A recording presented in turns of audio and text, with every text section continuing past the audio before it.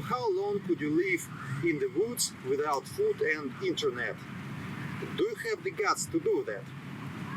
Hi, my name is Mikhail Didenko and I am the author of the popular book called The Russian Style of Survival. And in this video I will tell you how I answered these questions to myself. Food might be the third most vital thing for us after the air and the water, but no food means no energy. If you got lost in the forest, you won't survive without energy. Good news is that we all have the resources to survive in emergencies. If you got lost in the wild forest, going to find food may be not the best solution. If you are far away from any populated place, then you will have to. But if you know that you will find a camp or a village in 2 weeks, you'd better not eat at all, because you can spend more energy to find, cook and digest the food that you would get from it. It is not worth the effort. You need to search for the food only if you can make snares really easily, you know which animals and birds live in this forest and you have hunted successfully before. A healthy person can live up to 40 days without any food. At first your stomach will ache and you will feel weak and dizzy, but after a while your body will understand that it will get no fuel from outside and will start using own resources. We often feel hungry when we lack carbs, and our body starts to produce carbs from its own fats and proteins. After about 5 days your body will feed itself internally. You will still feel hungry and weak, but you will be able to live and move forward. It is emotions that matter most. It is the panic, not the hunger, that kills us. People who got lost start eating wild birds' eggs, berries and mushrooms. They cannot eat enough and they get very weak. Their bodies break down. You need to stop eating at all to launch your body's self-feeding system. If you have food, you need to eat regular portions without trying to divide it into many smaller portions. But when you don't have food anymore, don't panic and just stay hungry. You should go forward and search for people. I will tell you honestly about my own hunger test, how it was and if I was able to pass it. Some people will say that staying hungry for 3 days is very easy. But one thing is when you have to stay hungry and quite another when you choose to pass this test and can go back home anytime you want. If you doubt it, try it. So let's start. According to the system I explored in my book, I took only 3 things with me: my knife, a lighter and a steel ball. No camp stuffs or sleeping bags, only survival hacks, real stuff. I chose to stay in a new place, to be in a new and unexpected setting. My choice was Konyiv Bor Forest near the small river called Veligushka in the Kolomna district. The river's name derives from the Old Slavic word Veligosh. It had the same roots as the name of Baltic Slav sacred city Radigosh or Radigast. In ancient times this land was home to the Slavic tribe called Vyatichi. They came here from the western Slavic lands. I think the other version of the name is Veligast, a great guest. For a long time Vyatichi had lived independently from the Kievan Rus. Even in the 15th century some of them were still pagans. When I walked here I saw a medieval burial mound. Some ancient sacred places must still be hidden in the forest. The willpower test started right after I decided to go. I wanted to, but all people are afraid of the unknown. The second time I wanted to go back was when I was about to leave the train at the station.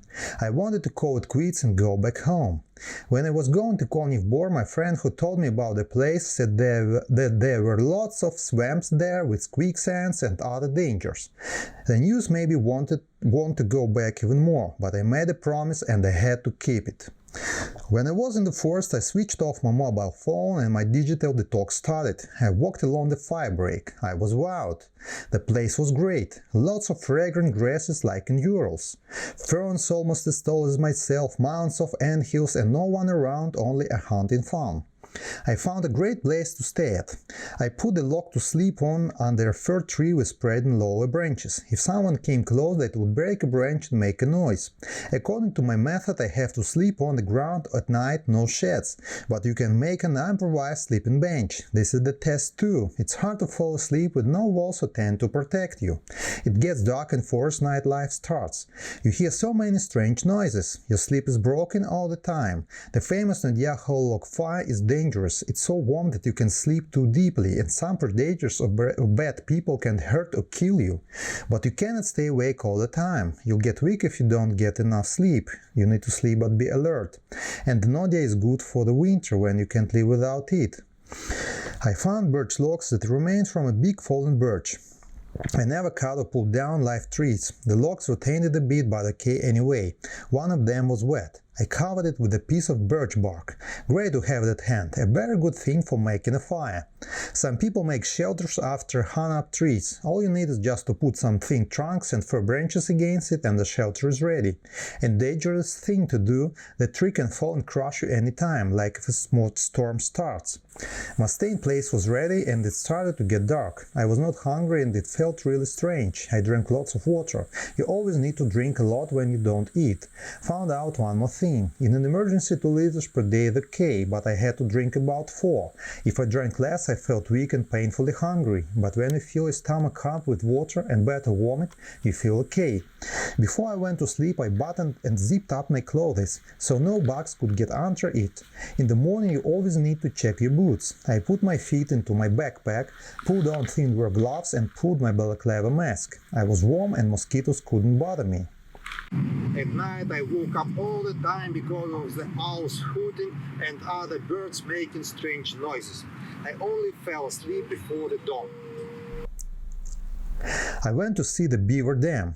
Beaver colonies used to live there. They made the dam and made place to gradually turn into a backwater land. There are mushrooms in the forest and you wouldn't die of hunger here, but that's not what I was there for. I went back to Mustaine place and I felt almost not hungry like I was feared before. I stretched myself on the sleeping bench and gazed at the clouds. I felt free from the big city fuss. Sometimes you need to leave all things behind and just lie down and stare like a child. The hunger started to work after 3 p.m. on day 2. I was suddenly very hungry. I dreamt of soups and roast beef, but I was able to resist. Switched on the mobile to check the time and caught myself as I was about to click on Facebook. It was a willpower feat not to click it. It got to its worst at night. It was crazy and I knew it, but I wanted just to stand up and go away. At night, who cares really? But I managed to stay and all I wanted is this night to be over. I went to sleep at 9 p.m. It was getting dark already. That's the right and natural cycle, where you go to sleep when it's getting dark and you get up at dawn, like at 5 p.m. That's how village people had always lived. But city people's natural sleep cycle is broken. We use boosters like coffee to wake up and be active, and we take all the greater amounts. Modern people's bodies even cannot generate their enzymes in the right way, but it's a long story. My second night was better. My sleep was not deep, but it was okay. I already knew the place. I woke up before dawn at 4 a.m. maybe, fell asleep again and woke up when the sun touched the tree tops. I felt not hungry again. I even thought, what if I live in this mode all the time? It will save tons of money. No rented utilities to pay. I felt happy and a bit euphoric. It was the last day and I passed the test. How if you feel is important. Like you're walking under heavy rain with a really big backpack. Your shoulders ache and suddenly you're told that you'll get to a deposit of gold nuggets and you can take as much gold as you want. You walk quick at once and you forget about the backpack. I found a node well and took some water from it. I decided I should have it filtered. And do you know that back in the 80s people could still drink puddle water and nothing bad happened? Why unfiltered water is dangerous? You can get harmful bacteria, viruses and parasites from it. You can get GPTMI and your body will lose water. You'll be weak, sleepy and may even die. Ideally you should filter water in 3 phases. You filter it, you treat it with hydrogen peroxide, with manganese or with iodine, and you boil it. I used the simplest techniques. I boiled it and added the peroxide. You have to combine 2 phases at least, because not all bacteria die when you boil the water. Bacteria like the anthrax can survive even the boiling. You need to boil the water for 10 or more minutes. Why I use the hydrogen peroxide? It's harmless. The taste is not too great after you add it, but it's okay. It's important that you filter water really well and you use all the means you have. It won't be too much. Before night, I grabbed my heavy bag and walked to the station. It took me less than 2 hours. Late at night I was back in Moscow. I didn't feel hungry from the start of day 2 and I was okay. I only felt slightly weak and dizzy sometimes if I rose to my feet too abruptly. After my hunger challenge, I searched internet only to find things for my project and self-development. I feel happier because I don't read tons of hysterical news. I don't follow newswires anymore. I don't discuss things in social media. Now I feel better because I understand myself better and now I know better what I am capable of. This exercise is great, but it should not be done more than once a year. As for minor challenges like ice bath or ice swimming, they should be taken once a week only. We should not be stressed too often. Okay, so how this exercise, my hunger challenge, influenced my health? You know, it worked like a booster, and now I feel great. So stay tuned, watch my new videos. I have new and even greater things to share with you.